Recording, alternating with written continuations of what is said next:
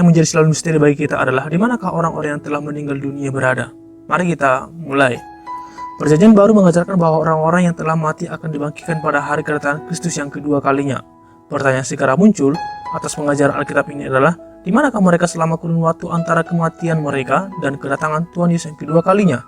Dengan perkataan lain, di manakah jiwa mereka menunggu selama waktu itu? Wajar bila kita berpikir bahwa mereka ada di suatu tempat di dalam periode antara kematian dan kebangkitan mereka. Masa atau keadaan itu disebut dengan istilah intermediate state. Istilah intermediate state ini diciptakan oleh para teolog untuk menjelaskan dengan tepat ruang dan waktu yang bersifat sebagai antara dan sementara. Kata sifat intermediate mengacu pada suatu kurun waktu tertentu, sedangkan kata benda state berarti suatu kondisi manusia di bawah keadaan tertentu. Jadi konsepsi ini secara keseluruhan menyatakan keadaan orang-orang mati dalam masa antara kematian dan kebangkitan mereka. Dalam hal ini juga mencakup pertanyaan-pertanyaan yang timbul seperti, dalam kurun waktu itu, di manakah orang-orang yang sudah meninggal dunia menunggu? Apakah mereka masih hidup? Apakah mereka sadar dan tahu siapa diri mereka? Apa yang mereka lakukan? Apakah mereka sudah menerima hukuman atau pahala? Atau masih dalam keadaan netral, tanpa hukuman atau pahala? Lalu bagaimana dengan roh mereka, jiwa mereka? Video ini adalah untuk menyelidiki apa yang sesungguhnya Alkitab katakan tentang pengajaran intermediate state. Tujuannya adalah guna mendapatkan pengertian yang lebih jelas tentang hal tersebut, sehingga kita mampu menjawab pertanyaan-pertanyaan penting yang datang dari mereka yang memerlukan kepastian dan kekuatan di tengah-tengah duka cita mereka. Untuk mengerti intermediate state, mari kita belajar dulu beberapa pandangan tentang intermediate state. Kemudian nanti kita akan bandingkan dengan apa yang disampaikan oleh Alkitab dengan pengajaran-pengajaran beberapa aliran atau tokoh-tokoh. Yang pertama, doktrin tentang soul sleep. Pandangan ini mengatakan bahwa jiwa orang yang telah meninggal berada dalam keadaan tidur, tidak sadar, tanpa pengetahuan dan kegiatan. Ajaran ini didasarkan pada fakta bahwa Alkitab seringkali menggunakan istilah tidur untuk kematian. Contoh, Kisah Para Rasul 7 ayat 60, Pasal 13 ayat 36, 1 Korintus 19 ayat 6, ayat 8, ayat 20, ayat 51, 1 Tesalonika 4 ayat 13-15, Yohanes 11 ayat 11 dan 14. Mereka percaya pada ajaran ini beranggapan bahwa manusia merupakan satu kesatuan yang tidak dapat dipisahkan dari tubuh, jiwa, dan kehendak. Jadi pada waktu tubuh berhenti berfungsi, maka jiwa sebagai satu kesatuan juga berhenti berfungsi. Ajaran ini pada umumnya dipegang oleh orang-orang Yahudi yang disebut sebagai Psycho-Phanisians pada awal abad pertengahan, sebagian penganut Anabaptis dan Luther. Sekarang pandangan ini dianut oleh kaum Advent Hari ke-7, Saksi Yehova, dan sebagian Kristen Ortodoks. Yang kedua, pandangan doktrin purgatory. Ajaran ini mengajarkan bahwa semua orang yang mati dalam damai dengan gereja namun yang belum sempurna harus menjalani hukuman penyucian di dalam suatu kurun waktu dan tempat tertentu yang dikenal sebagai purgatory. Selama masa kesengsaraan ini, mereka mempunyai penghiburan bahwa suatu hari kelak siksaan mereka akan berakhir, dan setelah itu mereka akan masuk ke dalam surga. Masa kesengsaraan mereka dalam purgatori bisa berkurang oleh doa, puasa, amal, dan juga kunjungan ke tempat-tempat suci yang dilakukan oleh keluarga atau kerabat atau orang-orang yang telah meninggal atau juga orang-orang kudus.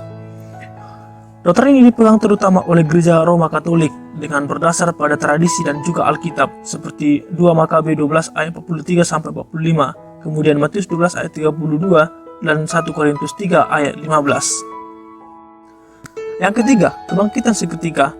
Ajaran ini pada dasarnya percaya bahwa orang-orang yang meninggal akan bangkit segera. Namun ajaran ini masih terbagi menjadi dua golongan. Pertama, orang-orang percaya yang meninggal dunia akan dibangkitkan segera dan tinggal bersama dengan Kristus. Filipi pasal 1 ayat 23, tetapi dalam wujud tanpa tubuh. Kebangkitan tubuh baru akan terjadi pada hari Kristus datang ke dunia untuk kedua kalinya, yaitu pada hari yang terakhir. J. Rodman Williams berpendapat, menurut kitab Ibrani pasal 12 ayat 22-23, sorga atau Yerusalem sorgawi adalah tempat berkumpulnya roh-roh orang-orang benar yang telah menjadi sempurna. Oleh sebab itu, orang-orang percaya atau orang-orang yang dibenarkan melalui apa yang telah Kristus lakukan, pada waktu mati roh mereka disempurnakan sebagai roh. Mereka hadir bersama dengan Tuhan. Ringkasnya, roh atau jiwa orang yang percaya yang mati ada di surga. Namun, tubuh mereka masih akan menerima kebangkitannya pada waktu Tuhan Yesus datang kedua kali. Yang kedua, orang-orang percaya yang mati akan dibangkitkan segera dengan tubuh mereka.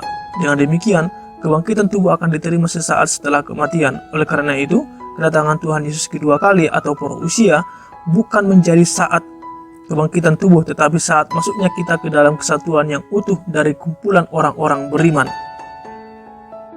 Pandangan ini dipegang oleh F.F. Bruce, L. Winkle, dan Murray Harris dengan berdasar pada 2 Korintus 5 ayat 10. N. Winkle percaya bahwa orang-orang yang telah meninggal yang berada dalam intermediate state memiliki keberadaan tubuh.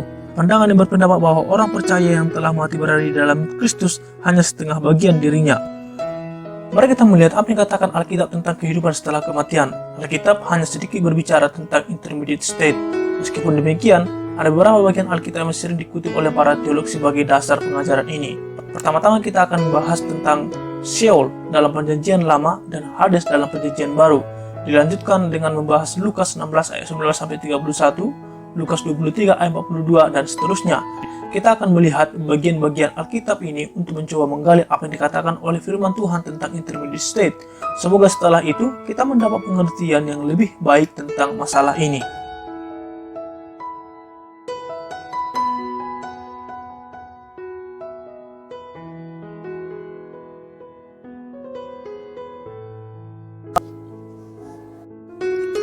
Sheol dan Hades. Dalam Perjanjian Lama, kata Ibrani yang dipakai untuk menunjukkan tempat beradanya jiwa orang-orang yang telah mati adalah Sheol. Pada umumnya, Sheol berarti kuburan, atau dalam arti luas berarti kematian. Meskipun kadang-kadang dikatakan semua bagian tubuh manusia akan masuk ke dalam Sheol, contoh Bilangan 16 ayat 28-34, Mazmur 55 ayat 15, dan lain-lain. Namun dalam Perjanjian Lama, lebih sering dikatakan jiwa pergi ke Sheol, bukan tubuh atau roh atau napas. Kata ini dikenakan baik kepada orang benar atau orang jahat. Mereka turun ke Sheol. Contoh Ayub 21 ayat 13, Mazmur 6 ayat 6, Mazmur 9 ayat 18, Mazmur 88 ayat 4, dan lain-lain. Tidak ada kepastian bahwa Sheol adalah tempat penghukuman selama-lamanya. Dalam Perjanjian Baru, tempat jiwa-jiwa orang mati berada disebut Hades. Tetapi kata ini tidak selalu digunakan dengan arti yang sama. Ada dua pandangan dasar mengenai penggunaan kata ini. Pertama, diungkapkan oleh Dale Moody bahwa Hades adalah tempat atau status sementara untuk orang-orang jahat. Pandangan kedua dipegang oleh Gerhardus Voss, L. Berkhoff, Joachim Jeremies, dan Anthony Hoekma yang mengatakan ada dua penggunaan yang berada dari Hades dalam Perjanjian Baru, yaitu penggunaan abstrak dan yang lain adalah penggunaan lokal. Dalam penggunaan abstrak, Hades sama dengan status kematian atau keberadaan tanpa tubuh. Contoh, Wahyu 6 ayat 8, Wahyu 20 ayat 13. Dalam pengertian ini, dikatakan jiwa Yesus turun ke Hades, Kisah Para Rasul 2 ayat 27 dan 31. Sedangkan dalam penggunaan lokal, Hades berarti tempat di mana orang-orang jahat dikumpulkan selama intermediate state. Contoh, Lukas 16 ayat 23, Matius 11 ayat 23, Matius 16 ayat 18. Hal lain yang perlu kita ketahui adalah Perjanjian Baru tidak menggunakan kata Hades untuk neraka atau Gehenna, atau sebaliknya. Artinya, Hades memang berbeda dengan neraka. Dari penyebaran tentang Sheol dan Hades tadi, kita dapat menarik kesimpulan yang bersangkut paut dengan intermediate state. Yang pertama, Alkitab, bab Perjanjian Lama dan Perjanjian Baru menyatakan ada kehidupan setelah kematian. Yang kedua, jiwa orang-orang yang telah meninggal dunia, baik orang percaya atau orang tidak percaya, tidak langsung masuk ke dalam surga atau neraka, tetapi berada dalam suatu tempat sementara. Dalam Perjanjian Lama disebut Sheol dan dalam Perjanjian Baru disebut Hades. Mari kita membahas topik ini dalam perspektif Alkitab dalam Lukas 16 ayat 19-31. Bagian Alkitab yang paling populer digunakan dalam pembahasan intermediate state adalah kisah orang kaya dan Lazarus yang miskin. Lukas 16 ayat 19-31. Karena hingga saat ini masih menjadi perdebatan yang panjang di antara penafsir tentang apakah kisah ini suatu perumpamaan atau bukan. Kita coba mengesampingkan hal itu dan memfokuskan penyelidikan hanya untuk mengetahui apakah kisah atau perumpamaan ini mengungkapkan pengajaran intermediate state atau tidak. Karl Reinhardt tidak setuju jika kisah ini dipakai untuk menjelaskan keadaan kehidupan setelah kematian, karena ia melihat bukan itu yang menjadi tujuan utamanya, melainkan menyatakan kebenaran Allah, di mana ia memulihkan status orang miskin. Tetapi, saya kira Reinhardt tidak sepenuhnya benar. Meskipun pendapatnya benar tentang tujuan kisah ini, namun yang menceritakan kehidupan setelah kematian dalam kisah ini adalah Yesus sendiri. Pertanyaan yang mendasar adalah, mungkinkah Yesus yang berasal dari kekekalan menggunakan settingan cerita tentang kekekalan yang berlainan dengan keadaan kekekalan yang sebenarnya? Yang paling mungkin terjadi adalah yang mengatakan keadaan yang sebenarnya sedang terjadi di dalam kekekalan. Kisah orang kaya dan Lazarus harus dilihat sebagai kisah yang ditujukan kepada orang-orang Farisi.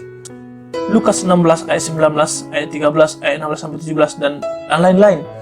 Menurut sudut pandang orang-orang Farisi, kekayaan akan menjadi tanda restu Allah atas suatu kehidupan yang benar. Tetapi kisah Yesus ini menjungkir balikan pandangan tradisional tersebut. Kisah ini membawa tema Injil Lukas, yakni peninggian orang miskin dan perendahan orang kaya.